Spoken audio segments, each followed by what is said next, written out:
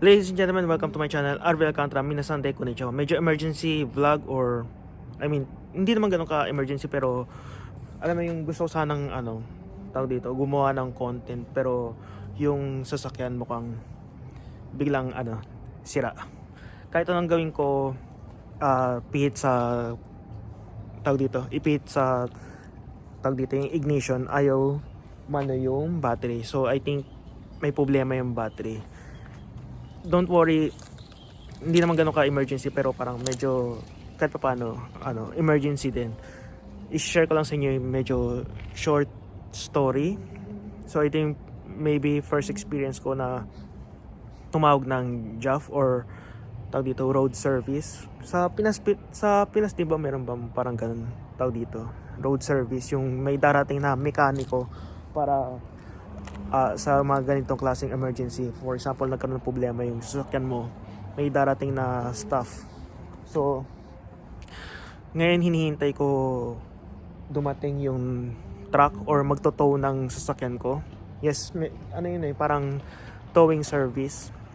Then at ang sitwasyon ko ngayon is medyo low bat na rin yung phone ko. So maybe ito yung emergency vlog na gagawin ko.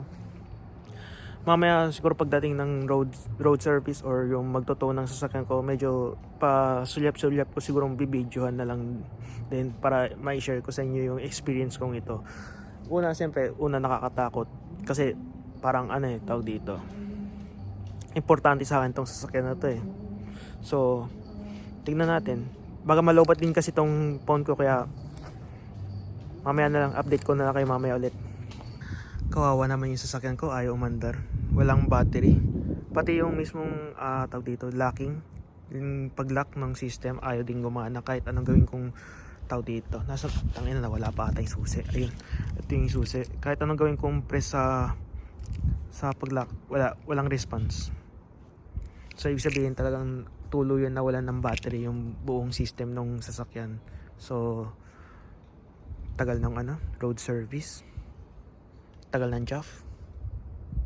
Lamig na ako rito. So I think, ladies and gentlemen, dumating na yung road service na hinihintay ko. Buti na lang dumating na. So yan pala yun, yan yung itsura nun.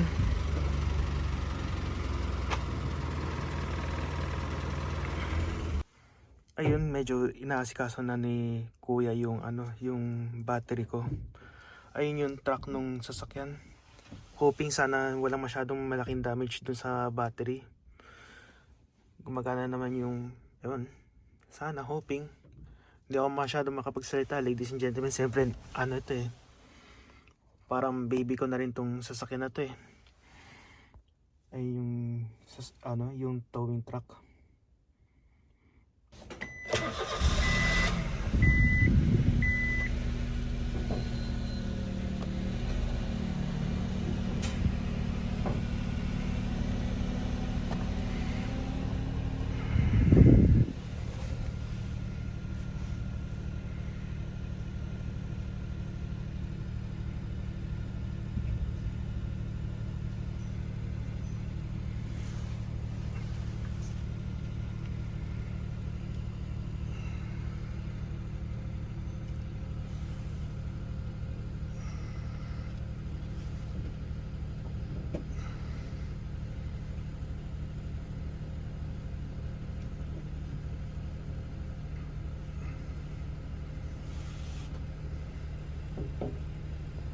So ngayon ang sitwasyon natin ngayon, ladies and gentlemen, gumagana ulit yung engine.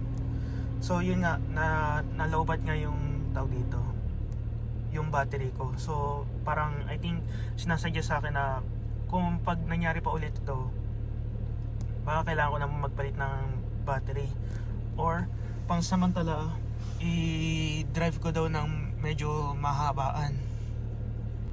Ngayon bumabalik na si kuya para meron ata akong kailangan fill upan na papers. Wag sanang masyadong mahal yung kailangan kong bayaran, o sana service na lang tong, libre na lang tong kasi wala naman atang pinalitan eh. Hoping sana libre. Ayun si kuya.